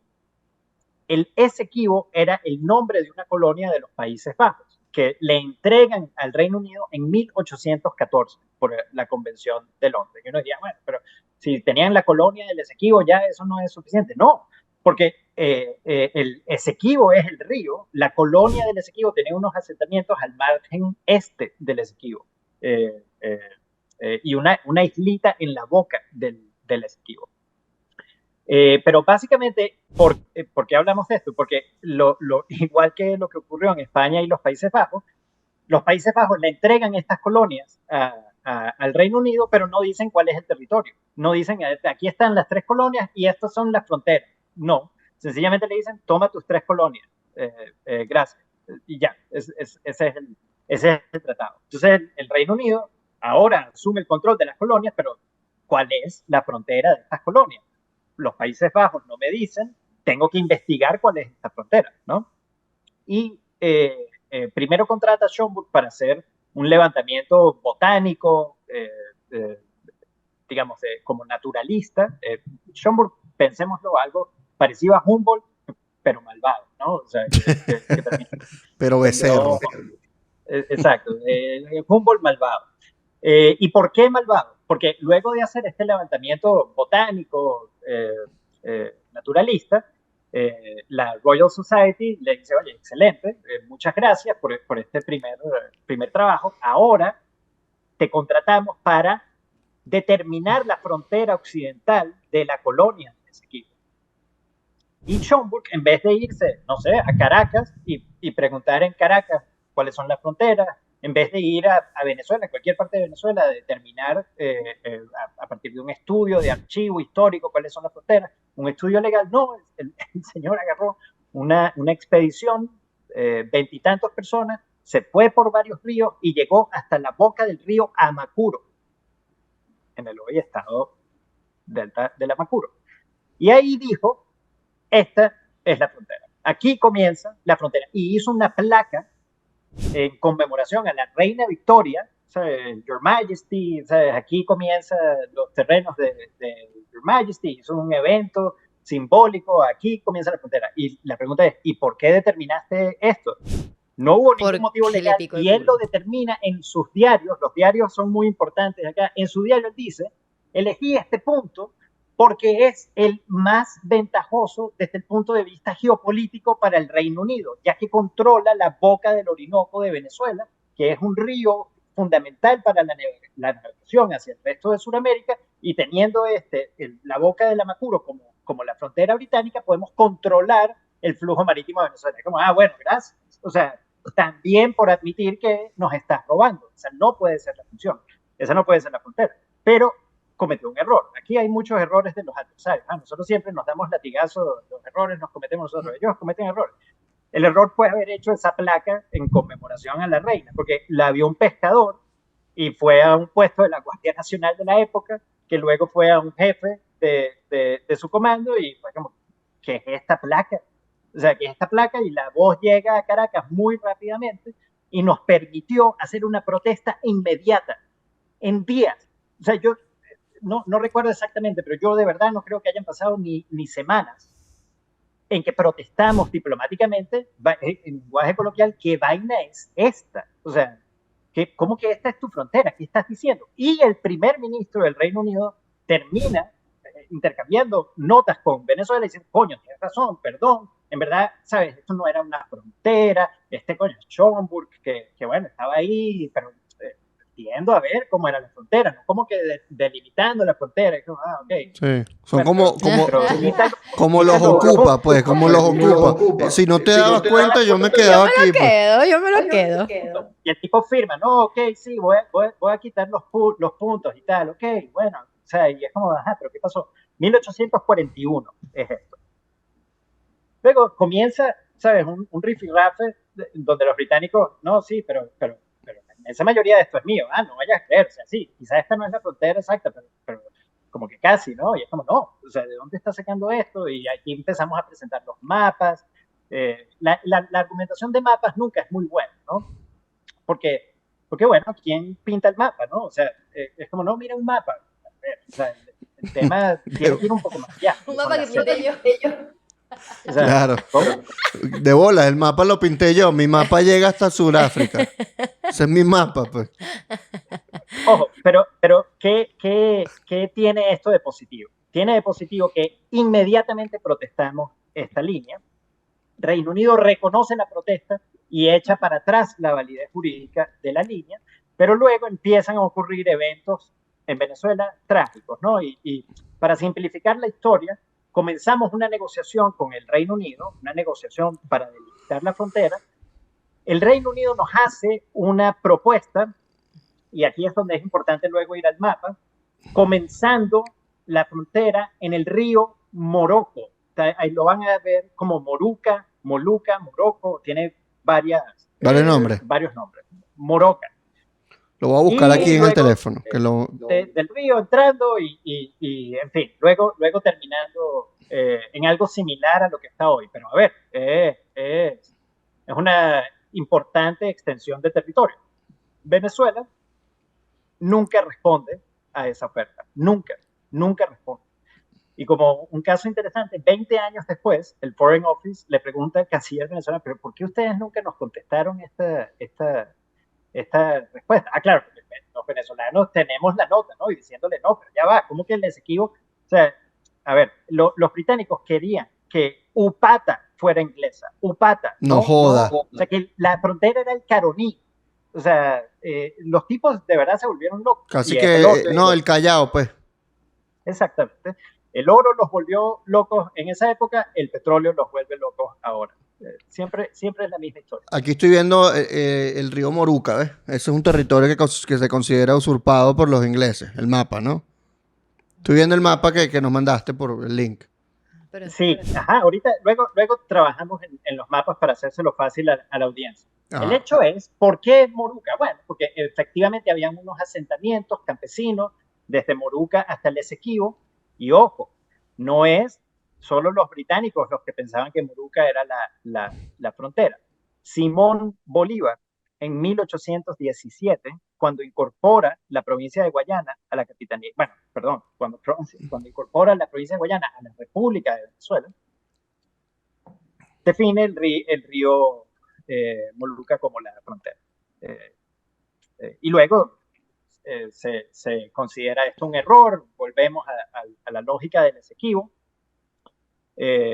pero el decreto existe, la oferta británica existe. Cuando se le pregunta 20 años después al canciller de Venezuela por qué no hubo respuesta o por qué no dijeron nada, el canciller dice algo increíble, luego podemos poner el link. Dice, a ver, pero es que ustedes me están diciendo que me van a regalar lo que es mío, que por obra y gracia de la reina me va a regalar lo que es mío. No, chicos, o sea, ¿cómo voy a aceptar eso? ¿Cómo voy a aceptar que tú me regales lo que es mío?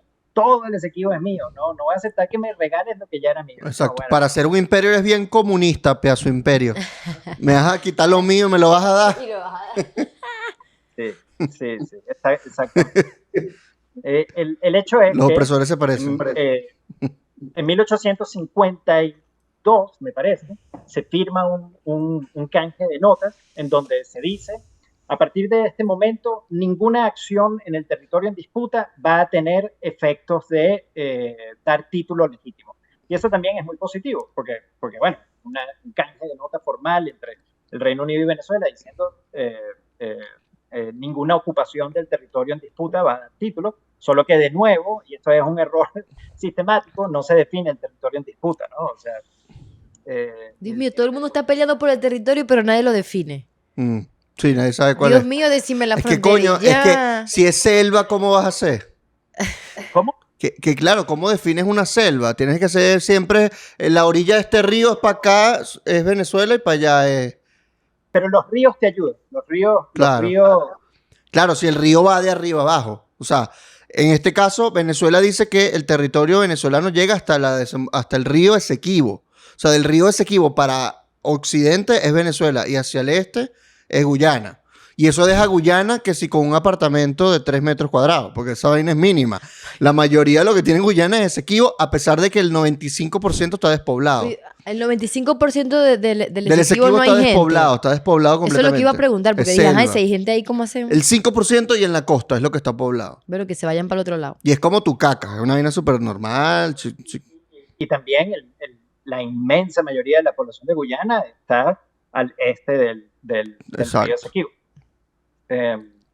Pero bueno, sí, o sea, de nuevo, por eso decía, me da mucha lástima que Guyana también sea una víctima de esta situación, pero ¿qué vamos a hacer, no? O sea, nos robaron, Es no mío. nos robó Guyana, nos robó el Reino Unido, pero tenemos que defendernos de este robo. Nuestra oportunidad de defendernos la tenemos en bandeja de plata. 8 de abril 2024 podemos demostrar que el laudo arbitral Ay, es ojalá nulo. lo hagan. Solo que Última- volviendo justo antes del laudo para terminar la historia de Schomburg, Ujú. empieza a ocurrir algo muy misterioso cuando se descubre el oro. Y es que antes había una línea Schomburg y empiezan a haber nuevas líneas. Y Checa.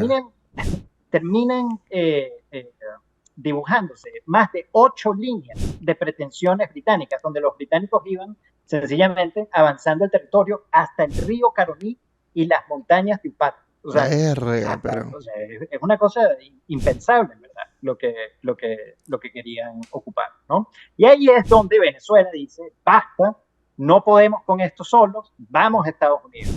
Invocamos la doctrina Monroe ante el presidente de Estados Unidos. La doctrina Monroe es sumamente aplicable gracias a estas 8 diferentes líneas, porque es muy fácil explicar el tema. Mira, los británicos decían que su línea iba aquí en 1841 y luego mira, cada década, ¿sabes?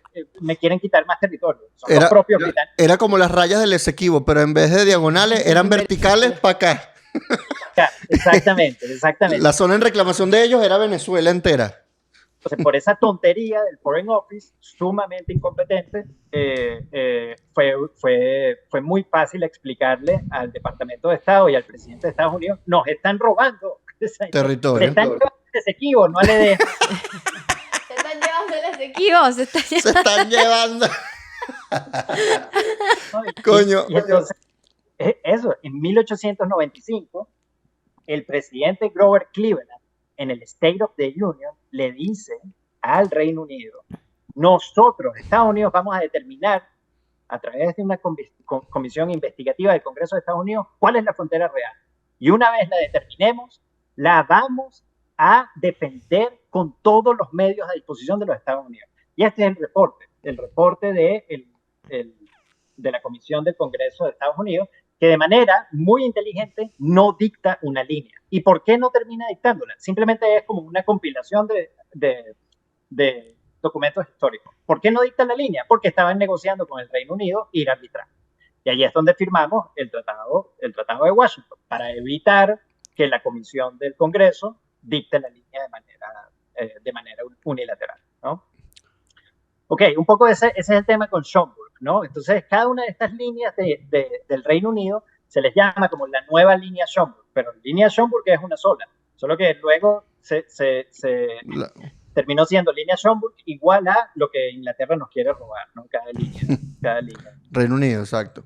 Mira, y otra pregunta que te tenía que hacer, y es más que todo, es básicamente de teoría jurídica, que el derecho de Venezuela se ampara en el uti possidetis iuris, ¿no? Que es lo que es tuyo, lo que siempre ha sido tuyo es tuyo, ¿no? En términos geográficos y sí, en términos geográficos, básicamente. O sea, si esto era de la colonia española y luego fue de Venezuela, por lo tanto es Venezuela. ¿Qué pasaría? ¿Quiénes pueden alegar el uti possidetis iuris? O sea, ¿a partir de qué? Porque, o sea, si uno se pone a seguir pensando de echar para atrás en la historia, los mismos indígenas podrían decir, bueno, entonces Venezuela es indígena porque estábamos antes que los españoles. Entonces, claro, aquí estoy llegando como que un argumento... Mira que Moya, te fuiste. Claro, estoy yéndome un reducto de absurdum, pero estoy tratando de entender hasta dónde es válido. Sí, porque es que al final es como, es un peo que ajá, eso es mío, pero, Es mío porque fue mío, pero ajá. Esto es un argumento, y ojo, al fin llegamos a algo controversial en el podcast. Hasta ahora ha sido muy chévere. Teníamos que llegar a una pregunta controversial. Y gracias porque es una excelente pregunta controversial al final. Yo creo que el argumento del utis possidetis juris es un argumento muy débil, muy, muy débil.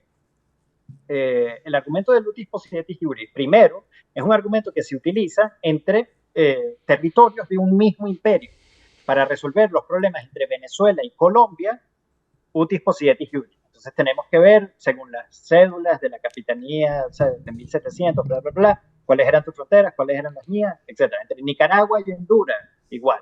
Pero entre Venezuela y la Guayana Esequiba, es decir, entre imperios, entre España y los Países Bajos, entre España y el Reino Unido, no aplica el principio del derecho histórico, aplica el derecho de conquista, ocupación, que de nuevo, lo interesante es que toda esta discusión sobre el utis possidetis juris en verdad es irrelevante. Y es irrelevante porque en el Tratado de Washington de 1897, Venezuela firma con el puño y letra de Joaquín Crespo, el presidente de Venezuela, que 50 años de posesión continua del territorio dan título legítimo a quien pueda demostrar 50 años de posesión.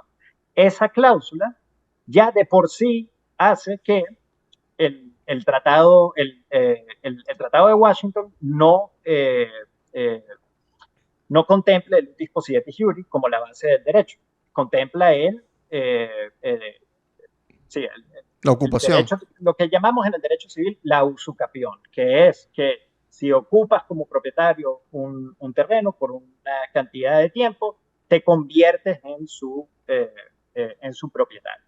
Y en el tratado firmamos que la posesión continua es 50 años. Lo que se tiene que determinar, lo que presenta Venezuela en su argumento ante el tribunal en París, es los Países Bajos nunca ocuparon por más de 50 años básicamente nada. Solo una tontería. La tontería que ocuparon no le da derecho a todo el territorio en disputa. España ha ocupado desde, ¿sabes?, 1500 hasta 1814. Por cierto, el tema de 1814 es importante. Ahorita vuelvo a eso. La mayor parte del territorio. Y lo que no ha sido ocupado por España, igual se le tiene que seguir reconociendo como título válido porque más nadie lo ocupó. Eso es lo único digamos, de la parte más sofisticada del argumento. Que incluso lo que no he ocupado, si el otro no lo ocupó, es mío porque comenzó siendo mío y nadie me lo quitó. Entonces sigue siendo mío, ¿no?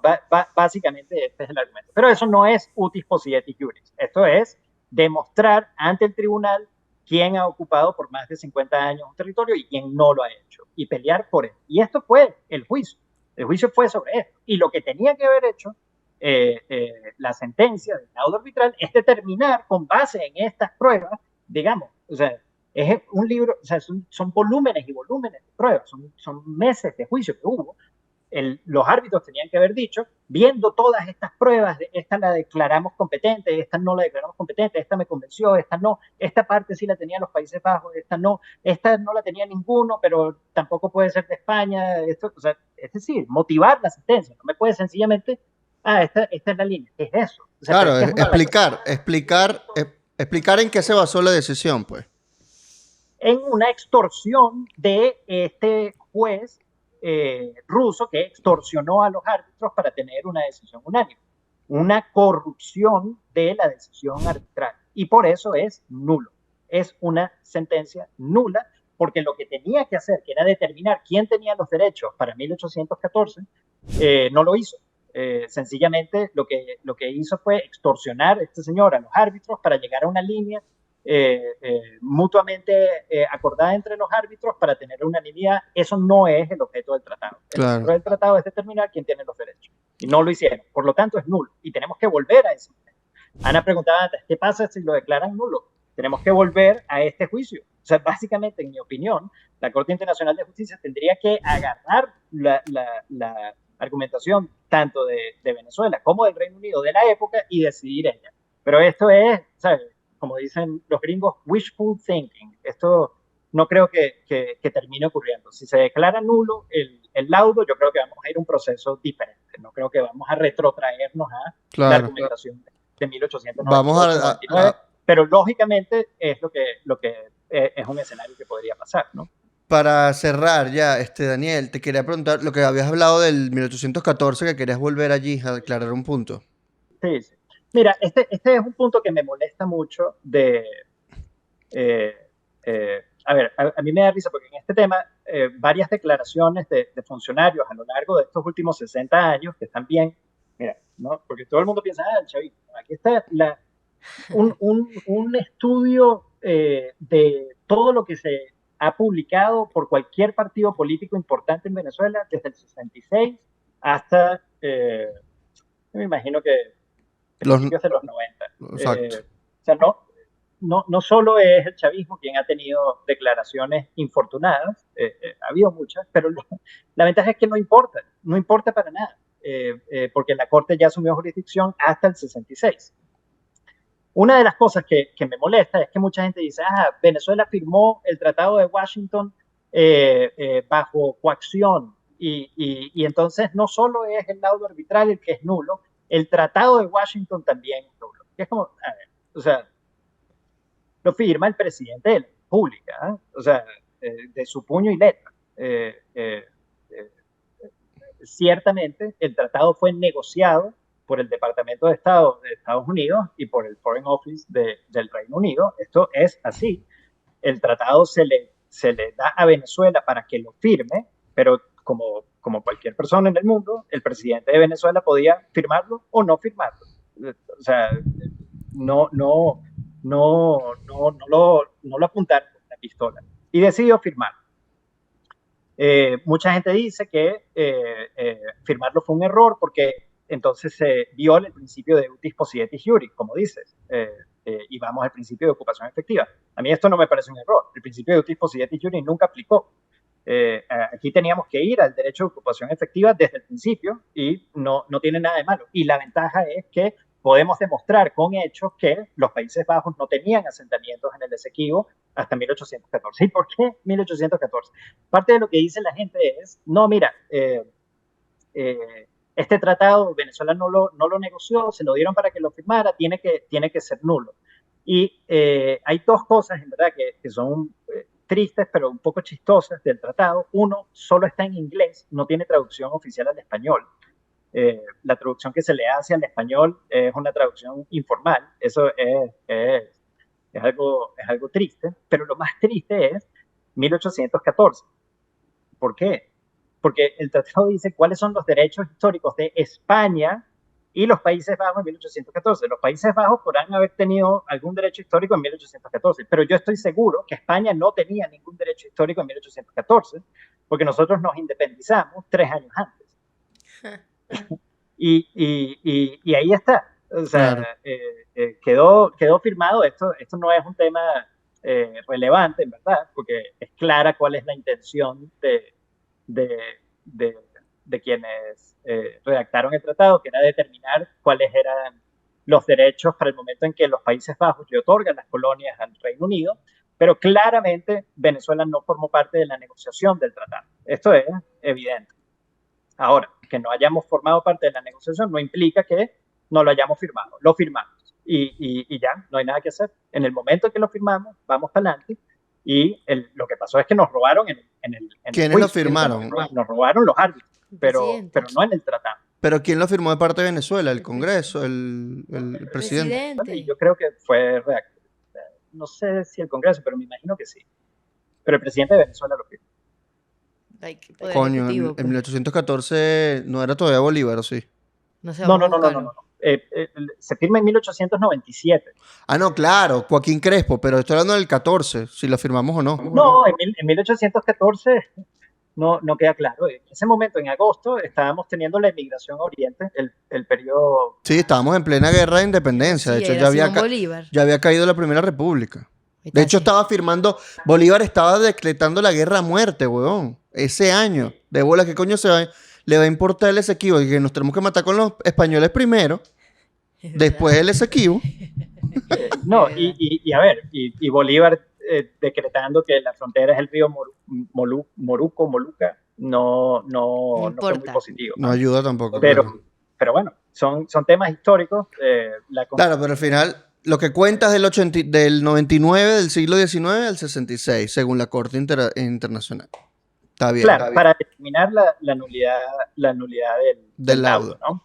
Para determinar de quién es el Esequibo, tenemos que ver hasta 1814. Claro, y eso ya será la negociación política que venga después de la Corte Internacional. Que no sabemos qué va a pasar. Que no sabemos qué va a pasar. Cuando ganemos el caso, porque Lo vamos a de ganar. verdad tenemos las de ganar y tenemos que defenderlo. que lo vamos a Y ganar. aquí sí, Ellos no quieren yo participar. sí creo en el principio de que esto es un tema de Estado. Todos los venezolanos tenemos que defenderlo y la mejor acción que podemos hacer es presionar como podamos para tener la mejor defensa jurídica posible y tener el mejor contramemorial posible el 8 de abril del 2024. Claro. Y demostrar que el laudo arbitral es nulo y que la Corte lo defina de esa manera y luego vemos cómo resolvemos esto. Y va más allá de un tema de Estado, un tema de nación. O sea, esto es la nación venezolana. Sí, yo estoy de acuerdo. O sea, yo creo que va más allá del Estado. Esto está... Cuando uno ve el mapa sin el Esequibo, a mí me da un shock. No sé Nosotros- Sí, claro. Nosotros sin querer hicimos una miniatura Claro. así, sin Sí, el sí, Esequibo. bueno. falta Y nos regañaron. Sí. Pero es verdad, bueno. Pero bueno, gracias por todo el cuento, Daniel. Que Fue... es buen cuento. Qué buen brollo. Ve que ahorita tengo ya argumentos en mi cabeza para saber cómo apoyar el Esequibo sin caer en propaganda. Porque ese es el problema ahora, que es como lo están usando para propaganda, La propaganda, política. entonces yo con andaba yo objetivos estaba picada, políticos. yo decía, Eso. yo quiero mi Esequibo, pero yo no quiero caer en propaganda y esta gente lo está usando para propaganda, pero ahora ya tengo mi argumento, Claro. gracias a ti. Y ahora No, todos lo van a para mí escuchar. es un placer, ojalá mucha gente lo escuche, porque eso, hay mucha confusión, falta de información, y aquí la idea es presentar nuestra verdad histórica con hechos claros, objetivos. Cualquier error que haya cometido, por favor, soy el principal interesado en que me lo hagan saber, así que Comenten en escriban el... ahí en los comentarios. Comenten. Y yo encantado de... Y si saben más información, pues Díganla. compartan links y todo lo que quieran ahí en Vamos los a ganar comentarios. ese juicio, vamos a ganar. Coño, pero el Manifestando. problema es que si el Manifiesta. gobierno está Manifiesta. promoviendo el punto 3, que no reconoce la jurisdicción de la corte, entonces si gana el sí y ellos deciden no ir a la corte, ¿de quién es la culpa? Ah, ya vas a ver. Vamos a prender una vela y manifiesta. Ah, bueno, no, pero es importante la intención detrás del gobierno. ¿no? Gracias, Daniel. De acuerdo, muchas gracias a ustedes. Y en conclusión, Quedamos a medias. miren mis medias que tienen. ¿Por qué medias? Porque ustedes tienen que seguir investigando sobre el Esequibo, si ustedes Es quieren verdad. saber más de este tema. Segundo, si hay algo en lo que nos equivocamos, hay muchas fechas, muchos datos, por favor, coméntenlo. Digan, coño, no, yo leí tal libro en este lado y no es así. Yo, dale, papi, qué bueno por decírnoslo. Pero no cumplimos nuestra función de informar. Colecua. Y pues nada, síganos, vayan a Patreon. Ay, Dios, y Perdón. recuerden que nos vamos de gira. Gira universitario. Y tenemos una fecha confirmada. ¿No? Sí. Sí, pero hasta que no me la confirmen.